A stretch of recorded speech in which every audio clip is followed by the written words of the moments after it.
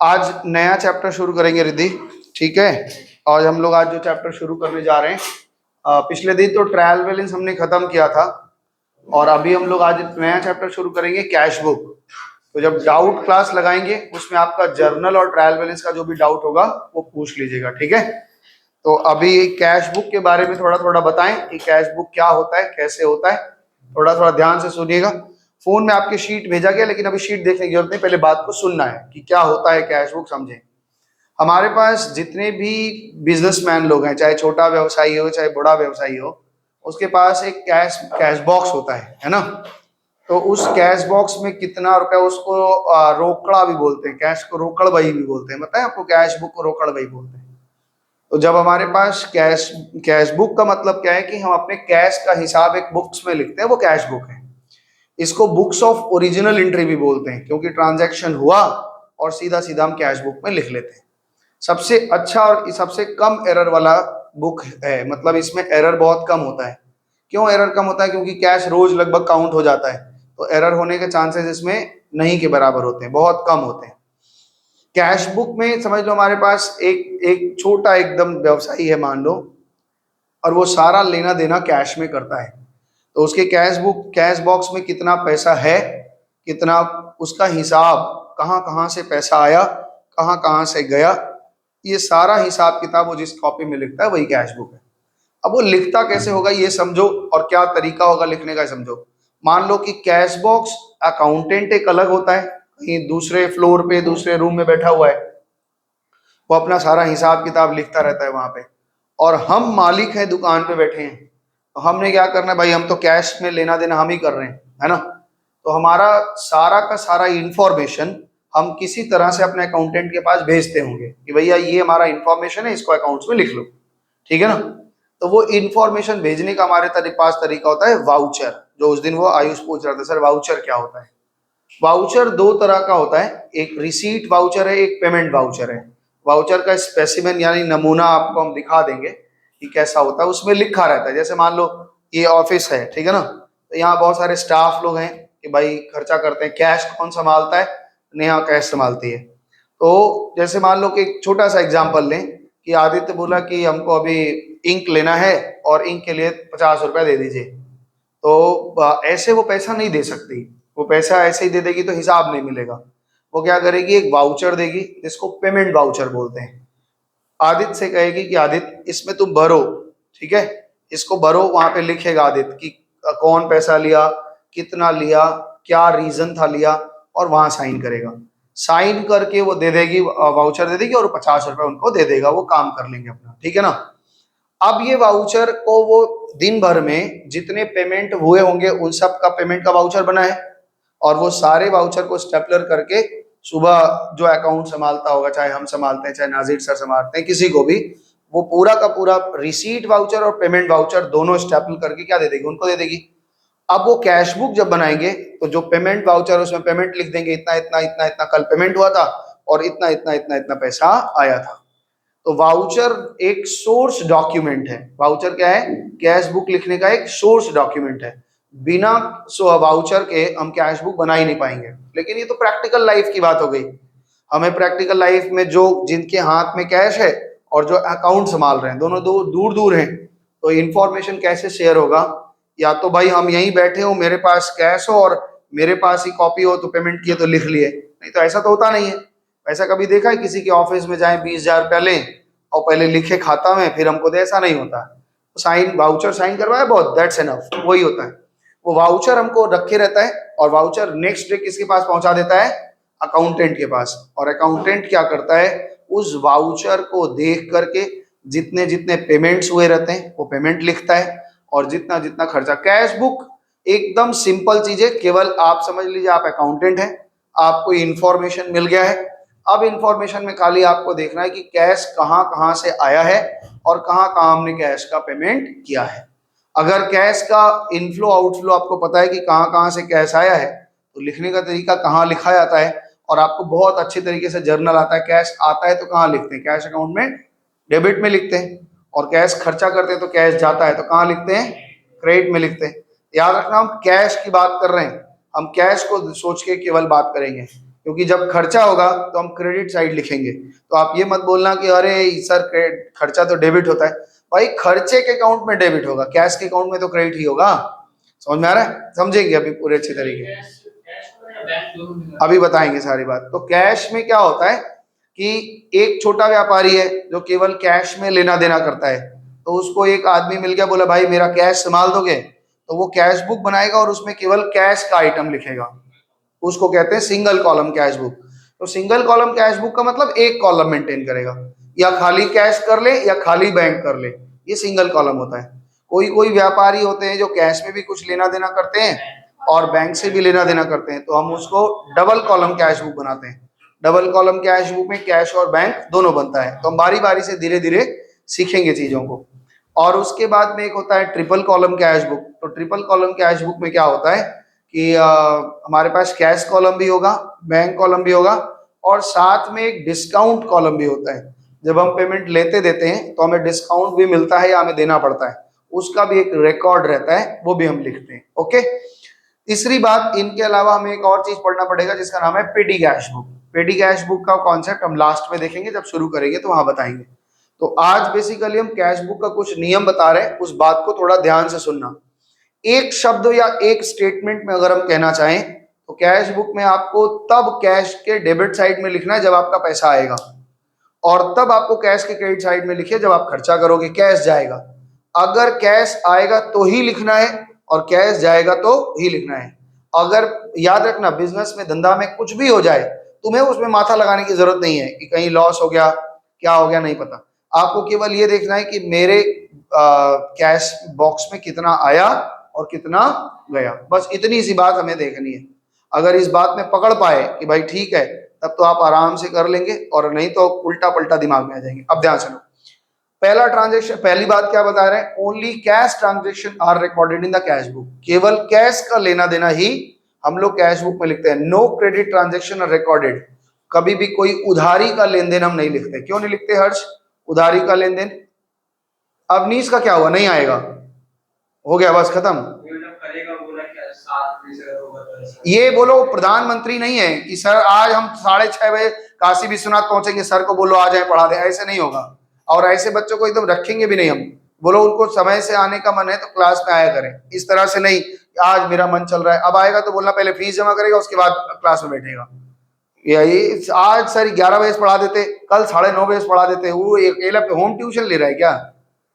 Class में नहीं है, नहीं मतलब मेरे पास क्या चाहता है, होम ट्यूशन जैसा सुविधा चाहता है क्या कि 7 बजे से करा देते तो ठीक रहता, 6:30 बजे से नहीं करवाने?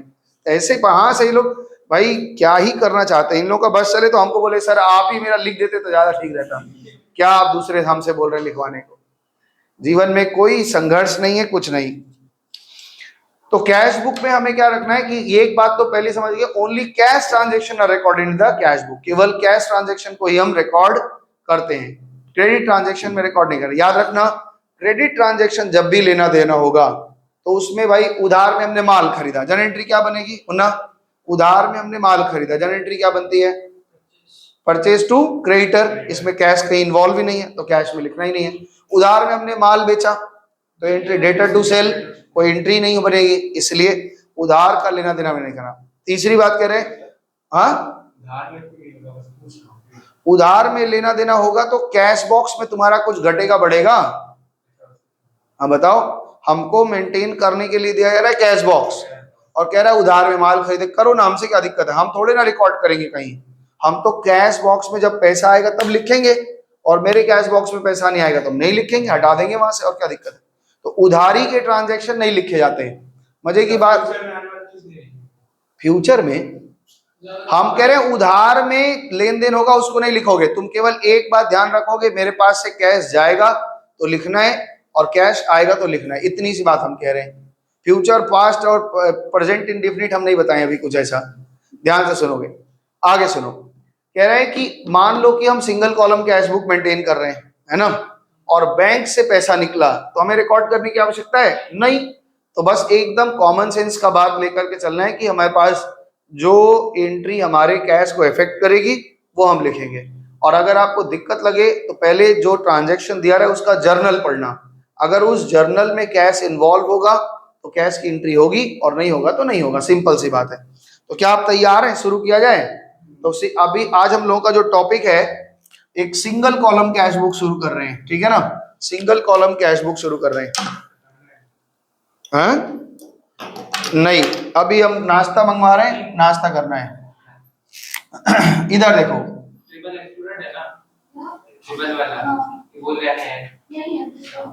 ठीक है, हम लोग सीखेंगे, ठीक है ना? सिंगल कॉलम कैश बुक में हम सीखेंगे सब, क्योंकि क्या एक्सक्लूड है क्या इंक्लूड है उससे मतलब नहीं है। हमारा टारगेट है पूरा सीखना, क्योंकि अगर पूरा सीखे रहेंगे तो भविष्य में कहीं कुछ पूछेगा तो ये नहीं बता पाओगे कि हमको नहीं आता। सिंगल कॉलम कैश बुक में आपको बता दिया, फॉर्मेटिंग बता रहे हैं, थोड़ा ध्यान से देखिए कैसे कैसे फॉर्मेट होगी। कोई अभी हड़बड़ा के भी भागेगा नहीं, कोई भी कुछ नहीं फॉर्मेट खींचेगा, हम बताएंगे कैसे खींचना है। ये अमाउंट का एक कॉलम होगा, इसके बगल एक एलएफ आपका होता था वो रहेगा ही रहेगा, और ये एक उसके बगल एक नया आइटम आ जाएगा जिसको बोल रहे हैं वीएन, यानी वाउचर नंबर।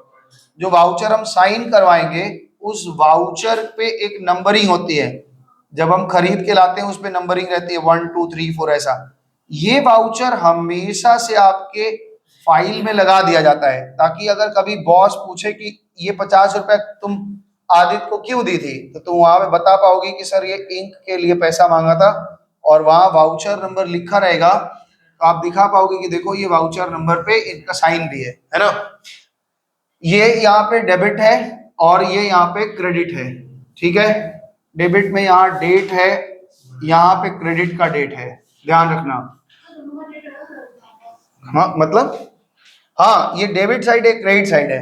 ये आपका पर्टिकुलर है, लिखिए मेरे साथ पर्टिकुलर्स। अभी हम बता देते हैं कैसे करना है। एक पे लिखो एलएफ, दूसरे पे लिखो वीएन, और यहाँ पे लिखो फिर अमाउंट, ठीक है?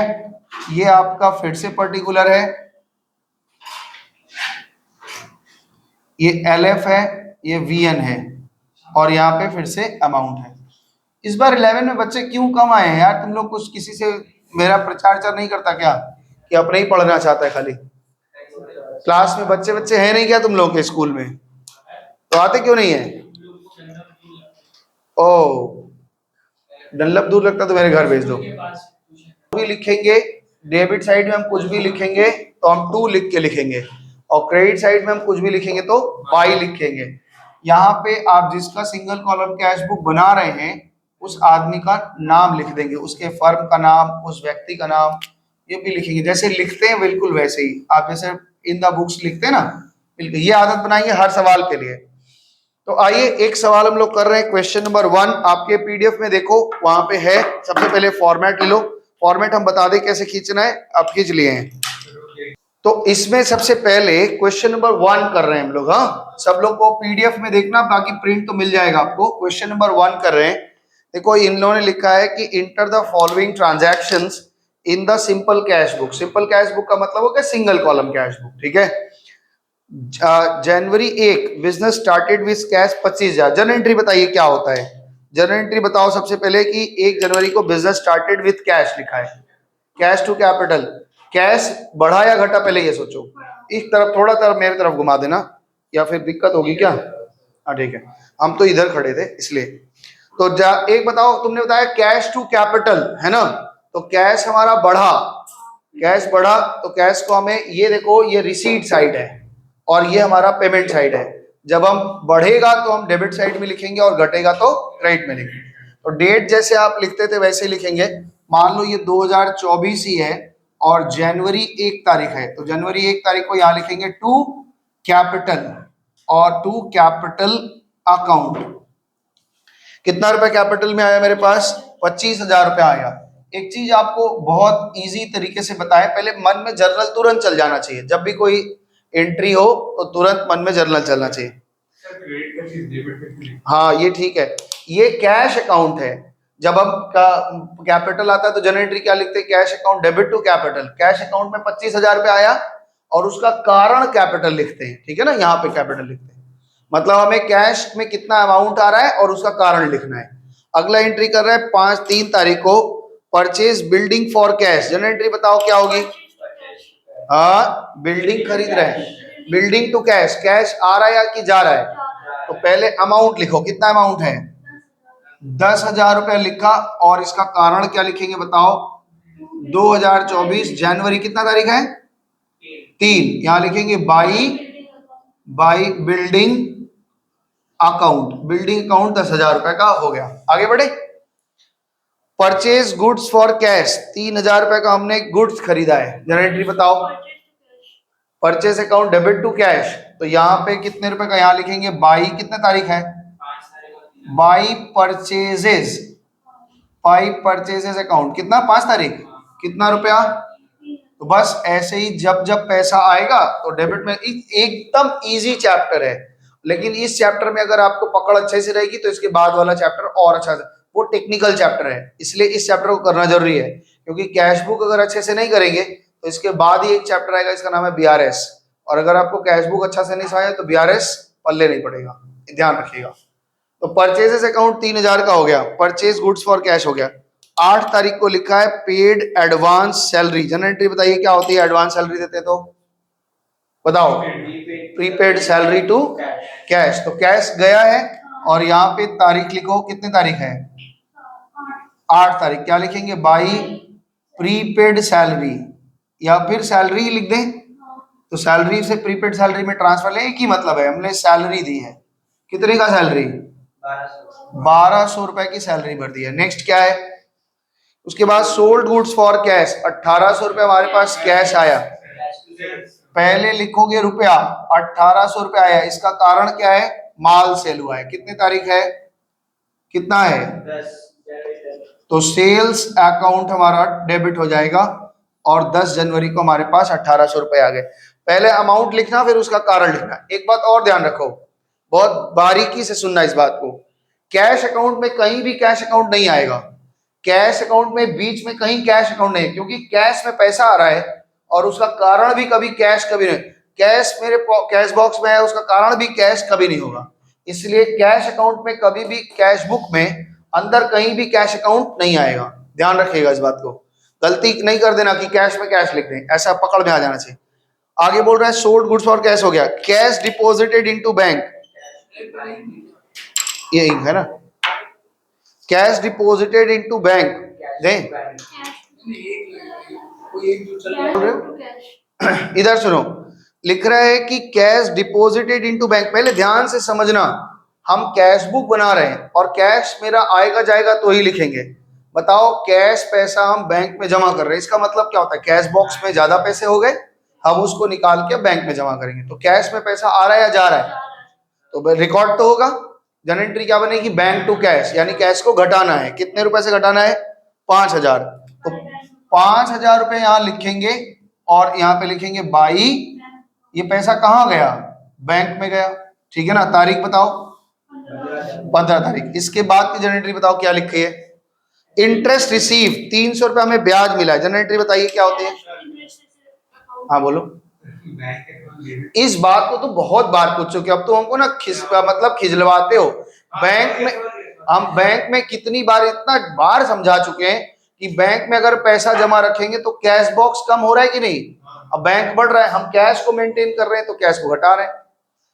इंटरेस्ट रिसीव किया 300 रुपया, तो वेरी सिंपल, 300 रुपया हमारे कैश बॉक्स में आए इसलिए हमने डेबिट रखा। इसका कारण इंटरेस्ट है। तारीख बताओ। इंटरेस्ट अकाउंट, ठीक है ना। तो 17 तारीख को हमें ब्याज मिला। उसके बाद क्या है? उसके बाद है withdrawn cash for personal use. ये बताओ जनरल एंट्री क्या बनेगी? हमने कैश बॉक्स से पैसा निकाला अपने घर के खर्चे के लिए, ड्रॉइंग टू कैश। तो ड्रॉइंग हुआ तो यहां से पैसा निकला है, तो बाई ड्रॉइंग कितना रुपया आए बताओ? Drawing account debit to cash, यानी 1100 रुपया हमारे कैश बॉक्स से निकला। तारीख बताइए। 21। आगे चले। पेड इंश्योरेंस प्रीमियम, 22 तारीख की एंट्री बताओ। Paid insurance premium, general entry क्या बनती है? हाँ, तो कितना रुपए का इंश्योरेंस प्रीमियम है 22 तारीख को? बाई इंश्योरेंस लिख लो या इंश्योरेंस प्रीमियम पूरा लिख लो, जो मन कहे। इंश्योरेंस प्रीमियम 1400 रुपया हमने भर दिया। ओके, आगे क्या है? पेड टू मिस्टर वर्मा, 450 रुपया हमारे पास से फिर से गया। पेड करेंगे तो पैसा घट रहा है, बस सिंपल सी बात है। पैसा आए और जाए तो लिखना है। तारीख बताओ। 23 तारीख बाई मिस्टर वर्मा जी को हमने 450 दिया। और क्या है? बॉट फर्नीचर, 2100 रुपए का हमने फर्नीचर खरीद लिया है, तो 2100 रुपए हमारे पास से गया। और यहाँ क्या लिखेंगे? कारण बाई फर्नीचर। तारीख बताओ? 31 तारीख। ये पूरे महीने का कितना रुपए? 2100 रुपए है, तो 2100 रुपए का हमने खरीद लिया। यहाँ पे आप एक लाइन छोड़ के टोटल लगाएंगे। हाँ, ध्यान से सुनो मेरी बात को, इतना पहले लिख लीजिए फिर आगे बताते हैं। पहला सवाल है, इसलिए बारीकी से आप समझेंगे हर बात को। हम पहले सवाल का पूरा पोस्टिंग कर दिया। इन द बुक्स ऑफ, किसका है? आयुष्मान का। In the books of messrs imperial academy, जिसका भी नाम रहेगा वो आप लिखेंगे। और ये सिंगल कॉलम कैश बुक है, सिंगल कॉलम कैश बुक, ठीक है? हाँ जी आयुष, चलें आगे। ध्यान से सुनो मेरी बात को, पहले लिखने से पहले अच्छे से समझो कि हम कहना क्या चाह रहे हैं। एक बात बताओ हर्ष, तुम बताओ भाई, क्या आपके पास ऐसा सिचुएशन कभी आ सकता है कि कैश बॉक्स में 50,000 रुपया है और आप 60,000 खर्चा कर दें? ऐसा हो सकता है कभी कि तुम्हारे पॉकेट में 20,000 है और तुम 30,000 खर्चा कर दो? तो ऐसा कभी नहीं होगा कि भाई उधारी में ले लेंगे तो अलग बात है, लेकिन ऐसा कभी नहीं होगा कि मेरे पास 50,000 है और हम जाके 60,000 खर्चा कर दें, तो ये कभी नहीं हो सकता। इसलिए हमेशा कैश बुक के सिंगल कॉलम में यानी कैश बॉक्स में ये वाला साइड हमेशा ज्यादा आएगा, डेबिट साइड ज्यादा आएगा, यानी रिसीट आपका ज्यादा होगा और पेमेंट्स आपके कम होंगे। यहाँ पे इनफ्लो ज्यादा रहेगा और आउटफ्लो हमेशा कम रहेगा। तो सबसे पहले इसका टोटल लगाओ रिद्धि। इन्होंने कहा है आयुष्मान ने कि सर हमारे पास टोटल 27,100 है, तो यहाँ भी लिख सकते हैं कि 27,100। पहले बात को सुनो, घबराओ नहीं। तो इधर टोटल 27,100 लगाया और यहाँ भी 27,100 लिखेंगे। यानी इसका मतलब हम इस तरह से सोचें कि 27,100 पाए तो 27,100 खर्चा भी कर सकते थे, लेकिन हमने कितना खर्चा किया, जो बच गया वो मेरा बैलेंस है। आप बताएंगे कितना मेरे पास बैलेंस बचा है। 21 तारीख को सारा खर्चा करने के बाद में जो बैलेंस बचता है उसको सीडी बोलते हैं। कितना बैलेंस बच रहा है? हाँ, 2850 रुपए। ये बता रहे हैं कि सर आपके हाथ में 2850 रुपया बचा हुआ है, 2850, ये आपका बैलेंस है। अब इसको अगर आप देख के कोई बताए, अगर कोई पूछे आपसे कि ये डेबिट बैलेंस है कि क्रेडिट बैलेंस है, तो आप क्या कहेंगे? ये डेबिट बैलेंस है। कभी भूल से नहीं बोलना कि क्रेडिट बैलेंस है। वो भले ही दिख रहा है क्रेडिट बैलेंस, लेकिन ये डेबिट साइड ज्यादा है और क्रेडिट साइड कम है। ये जो बैलेंस यहाँ दिख रहा था, कौन सा बैलेंस बोलते हैं इसको? डेबिट बैलेंस है। मजे की बात ये है, 1 फरवरी जब आएगा, अब नेक्स्ट पेज में जब आप जाएंगे, आपके बाद का कोई पार्टी आएगा, वो क्या कहेगा? फरवरी 1 तारीख को मेरे हाथ में बैलेंस है, बैलेंस बीडी। आपने जितने से खाता को छोड़ा है वो यहाँ पे 2850 से खाता को शुरू करेगा और इससे कंटिन्यूएशन कर देगा। बात समझ में आया? तो परीक्षा में क्या हमें ओपनिंग बैलेंस लिखने की आवश्यकता है? द आंसर इज यस, लिखना पड़ेगा। आप यहाँ क्लोज करते हैं क्रेडिट साइड में, लेकिन अगर कोई पूछ ले कि कौन सा बैलेंस, आप क्या बोलेंगे? हमेशा डेबिट बैलेंस है। क्रेडिट साइड में क्लोज होने का मतलब डेबिट साइड ज्यादा है, क्रेडिट साइड कम है, और इसका मतलब ये क्रेडिट बैलेंस डेबिट बैलेंस है। और अगर इधर आ गया, इसका मतलब है कि क्रेडिट साइड ज्यादा है, डेबिट साइड कम है, इधर के बैलेंस को बोलते हैं क्रेडिट बैलेंस। लेकिन कैश बुक के सिंगल कॉलम कैश बुक में कभी भी डेबिट बैलेंस, कभी भी इस साइड बैलेंस आएगा ही नहीं, हमेशा डेबिट बैलेंस ही आएगा। क्योंकि कैश बॉक्स में कितना भी रुपया हो, आप उससे ज्यादा थोड़े ना खर्चा कर लेंगे, समझ में? बैंक के केस में ऐसा होता है। क्यों होता है? क्योंकि बैंक हमें एक फैसिलिटी देती है कि आप ज्यादा पैसा भी निकाल सकते हैं, बैंक आपका माइनस में भी जाता है ओवरड्राफ्ट में, नहीं ओवरड्रॉन फैसिलिटी भी देते हैं ना, वो होता है। चलो ये समझ में आया? हाँ बोलो। हाँ, 2850 कैसे आया? इनका टोटल लगाया, मेरे पास 27,100 रुपया टोटल आया। इतने रुपए में से ये सब माइनस किया तो इतना बैलेंस बच गया। मतलब डेबिट के टोटल से क्रेडिट के सारे खर्चे माइनस। प्रैक्टिकल लाइफ में सोचो ना कि तुम इतने इतने पैसे रिसीव किए हो और इतने इतने पैसे खर्चा किए हो, तो बैलेंस पूछोगे कैसे आएगा? जैसे एग्जांपल से तुम बताओ, इधर बताओ, तुम बताना, खाली तुम इधर बताना, दिखाओगे इधर, दिखा दो बच्चा भाई, कुछ लोग और भी होंगे ऐसे, देख लेंगे। मान लो कि पिताजी से तुमको मिला, तो तुम पिताजी से कितना पैसा पाए, बताओ बताओ फटाफट से। पिताजी तुम, हाँ हाँ औकात उतना ही तुम्हारा, 500 है। खर्चा कैसे कैसे किया ये बताओ, बताओ खर्चा कर, मम्मी से कितना पाया, बोलो, अब बोल फटाफट से। 700। अब खर्चा कैसे कैसे किया, कहां कहां खर्चा किया बता, खर्चा नहीं बता पाओगे, बोलो। मैं हम क्या बोले, बस अब मुंह बन जाएगा। खर्चा नहीं बता पा रहा है कि तुम्हारा खर्चा क्या क्या है, क्या रिपेयर कराया, साइकिल रिपेयर, बहुत अच्छे, हाँ ठीक है। कितना रुपया रिपेयर कराया, 100 का। और क्या खर्चा किया बता, रुक जाओ बोल, हाँ रिचार्ज किया, भाई रिचार्ज कितने का किया बताओ, 700 का, कितने का, 700 का। अब ये बताओ अगर हम तुमसे पूछें इसको टोटल बैलेंस कैसे करेंगे तो कैसे करोगे, टोटल पाए हो 1200, तो तुम खर्चा भी कर सकते थे 1200, लेकिन तुमने खर्चा किया 800, तो क्या 400 रुपए तुम्हारे पास बैलेंस नहीं बचा है, तो यही चीज तो वहां लिखा है और उसमें खाली कॉलम बना है, तो तुमको दिक्कत लग रही है। बैलेंस शीट यही तो तुम्हारा खाता है, बस ऐसे ही है। तुमने इतने पैसे, इधर दिखाना, तुमने इतने पैसे रिसीव किए हैं और बिल्डिंग खरीदा, माल खरीदा, सैलरी दिया, बैंक में जमा किया, घर खर्चा निकाला, प्रीमियम दिया, वर्मा जी को दिया, फर्नीचर दिया, इतने पैसे आपके हाथ में बच गए, कोई दिक्कत है, अब समझ में आया। इधर का टोटल लगा के उधर टोटल किया, घटा के जो बच गया वो मेरा आंसर है, ठीक। जब वो सवाल में बोल देंगे, जनरली हम महीने के 1 महीने का ही आपको कैश बुक बनाने को दिया जाता है, अगर वो बोलेंगे 15 दिन का बनाओ तो 15 दिन का बना देंगे, क्या दिक्कत है। जहां वो क्लोज कराएंगे उसके बाद वाले दिन हम ओपन करके दिखा देंगे, ठीक है। 2 महीने का देगा नहीं, वैसे 2 महीने का रहेगा तो 2 महीने का बनाएंगे, क्या दिक्कत है। हाँ बैलेंस, जहां सवाल खत्म हो जाएगा वहां पे आप बैलेंस शीट डी करेंगे, और पेज खत्म हो जाएगा ऐसा नहीं होना चाहिए, क्योंकि इतने एंट्री आपके देंगे ही नहीं, ज्यादा ज्यादा 10-12 एंट्री रहेगा। फिर भी अगर पेज बदल जाता है तो सीडीबीडी तो आप जानते ही, टोटल टोटल आगे कर लीजिएगा, वैसा होगा नहीं। तो एक क्लास में और क्वेश्चन किया जाए क्या, क्वेश्चन नंबर हम लोग अभी क्लास में 3 नंबर करेंगे, और 3 नंबर आप लोग अभी करके दिखाएंगे, हम उसको फिर मिलवाएंगे। फटाफट से फॉर्मेट लीजिए, बनाइए फॉर्मेट में, हाँ एक लाइन खींच दो, 3 नंबर वहीं। कभी कभी सवाल में ना, इधर सुनो ध्यान से, पुनः थोड़ा ध्यान दो, कभी कभी सवाल में शुरू में लिखा रहेगा स्टार्टेड बिजनेस विद कैश, तो जनरल एंट्री बन जाएगी कैश टू कैपिटल, आप क्या लिखेंगे, टू कैपिटल अकाउंट लिख देंगे।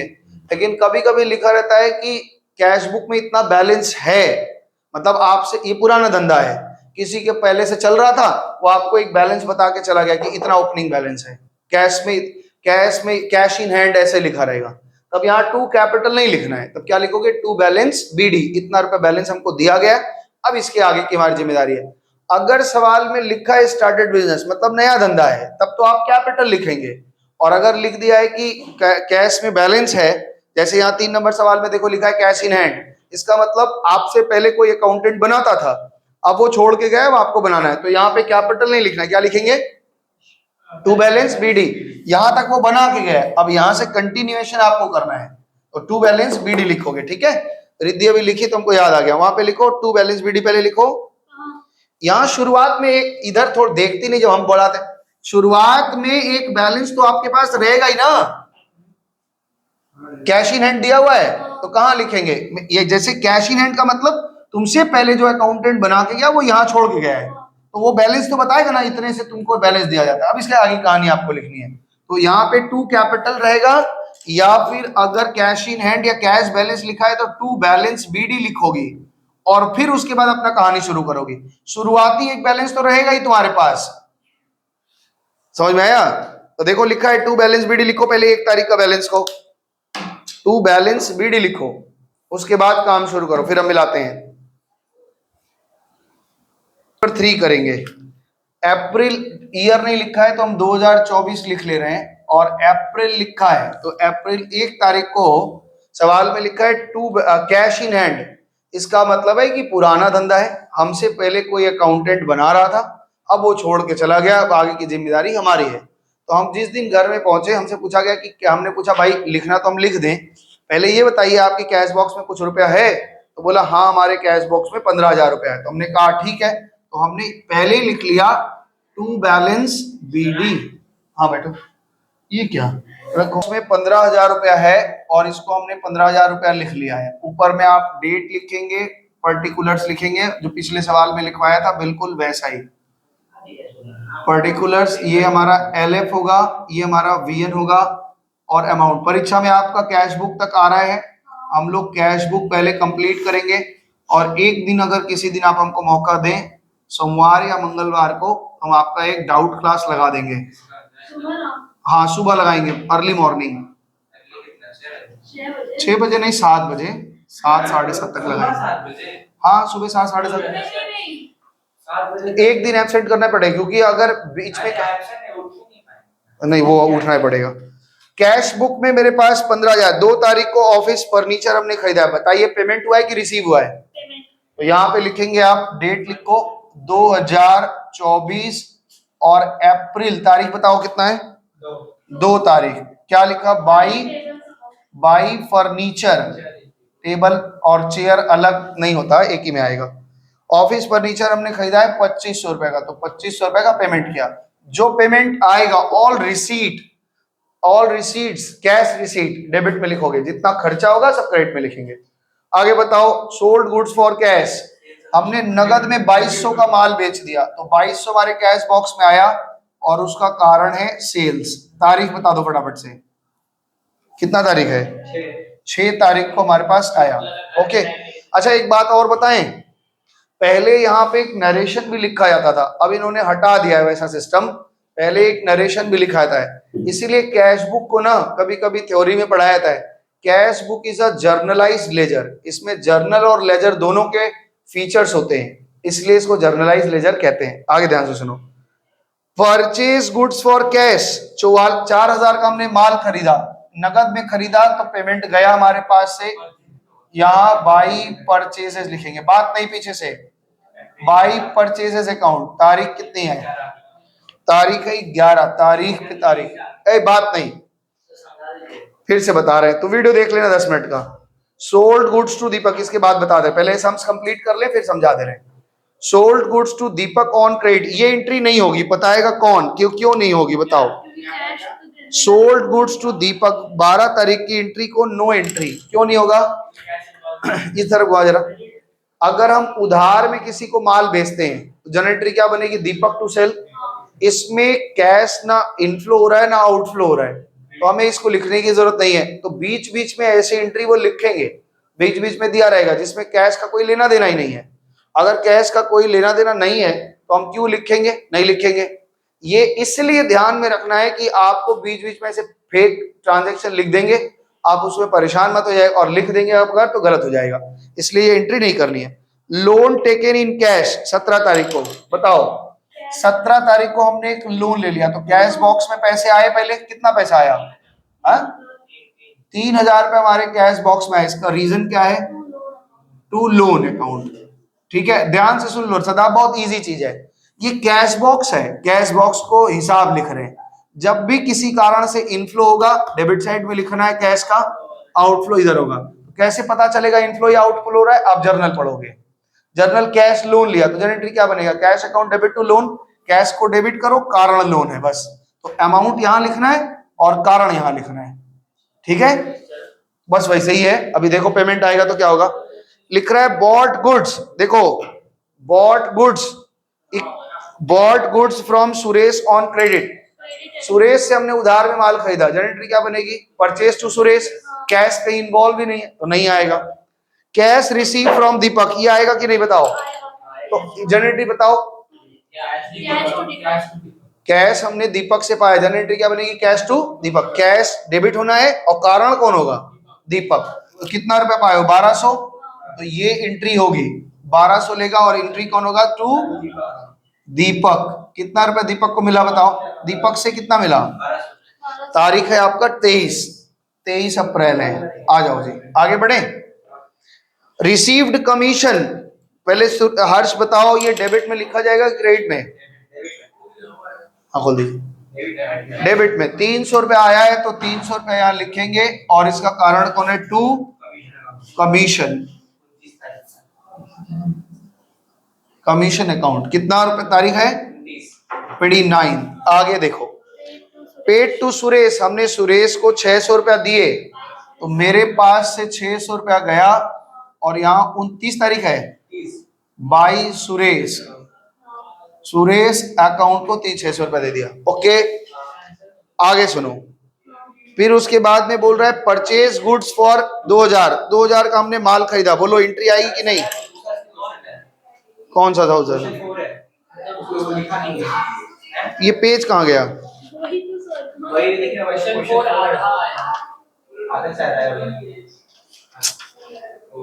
शीट में देखो अपने,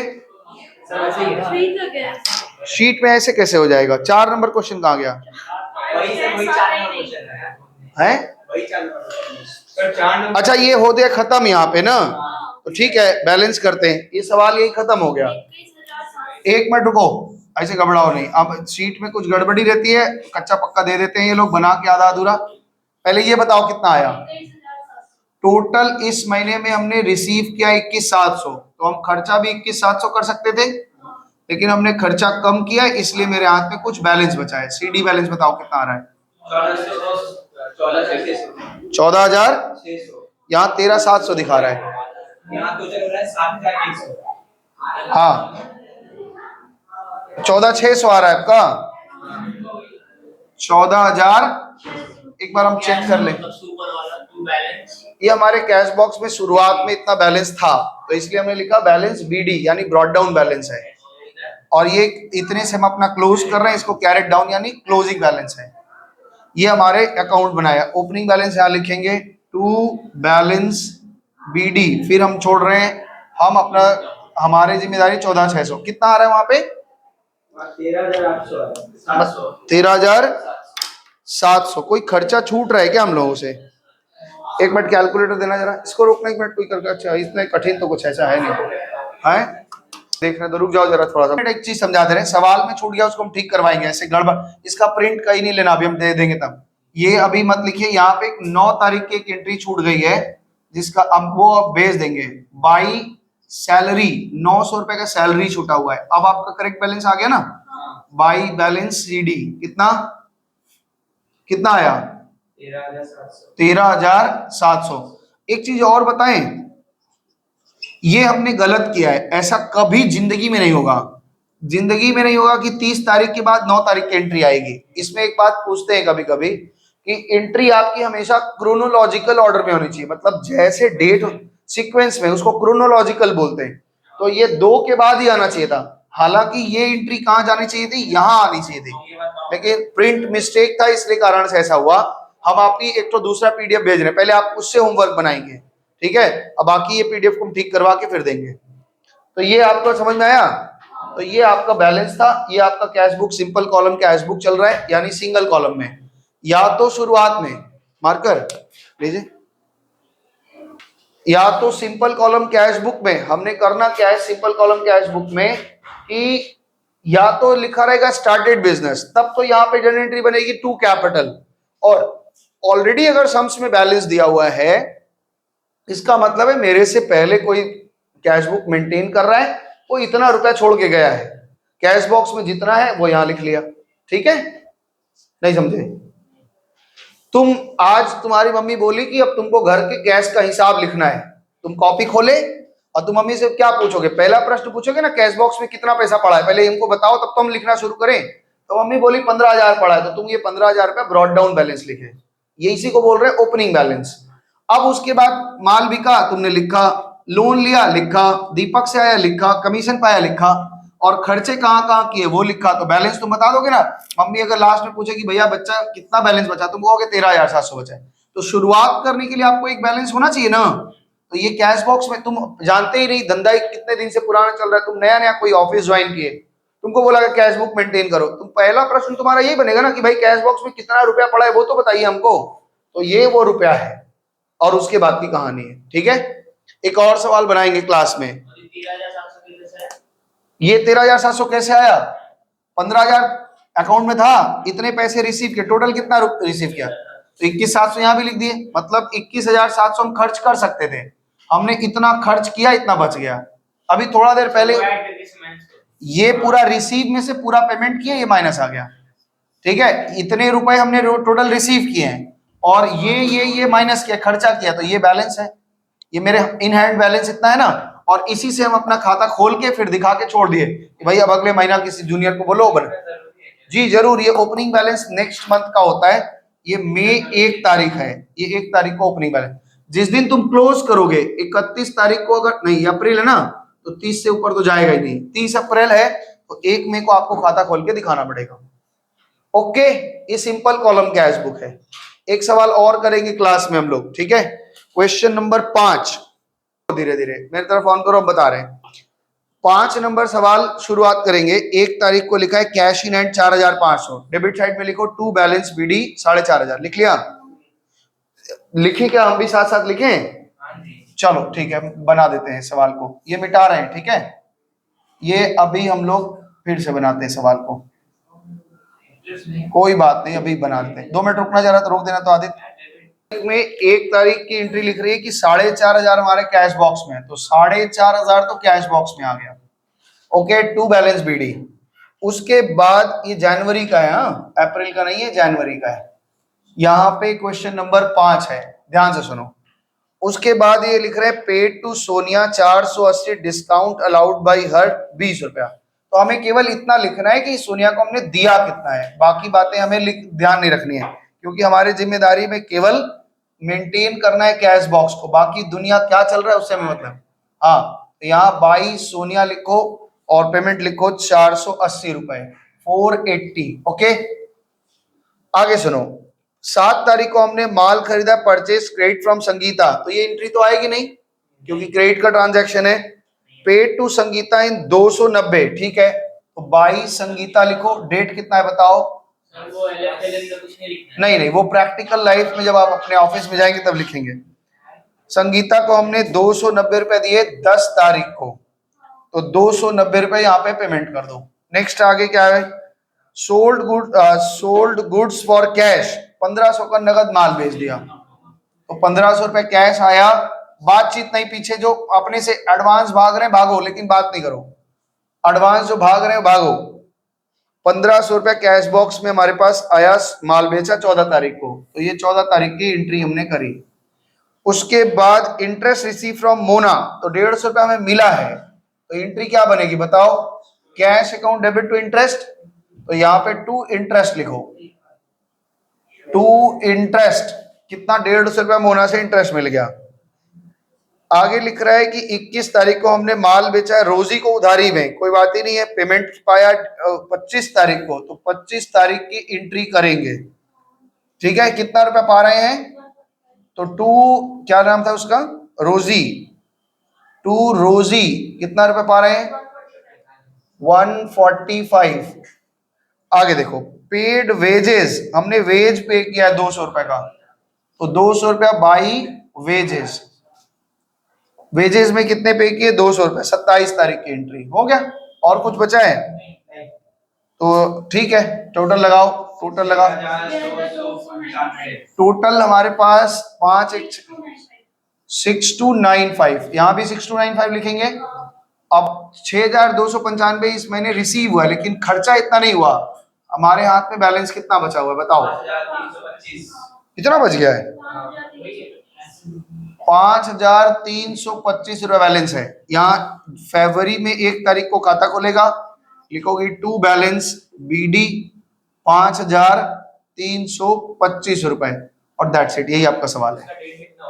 हाँ, ये क्लोजिंग डेट आपका 31 जनवरी होगा और ओपनिंग 1 फरवरी होगा। जनवरी, हाँ लास्ट डेट को ही बैलेंस करेंगे। महीने के आखिरी, महीने भर का बना रहे हो कहाँ? ये 150 है, ठीक है। तो ये single column cash book easy है। अभी आपको होमवर्क बता रहे हैं कहां से कहां तक करना है, आप करके ले आएंगे। कोई डाउट होगा, सिंगल कॉलम खत्म होगा, अगले दिन हम लोग डबल कॉलम यानी कॉन्ट्रा एंट्री समझा करके डबल कॉलम शुरू करेंगे। अगर इसमें कोई डाउट रहा तो चेक करेंगे, अदरवाइज हम लोग डबल कॉलम में आ जाएंगे। डाउट क्लास आप कब लेंगे? इसको पहले अभी खत्म करते हैं, फिर हम आपसे डिस्कस करते हैं कि डाउट क्लास कब लेना है। आज इतना रखें, और क्या करना है? बहुत हो गया, और कितना टाइम तो आप हो ही गया। आज के लिए इतना ही रखते हैं। धन्यवाद, बाय बाय, टाटा। हम बता रहे हैं उसका मत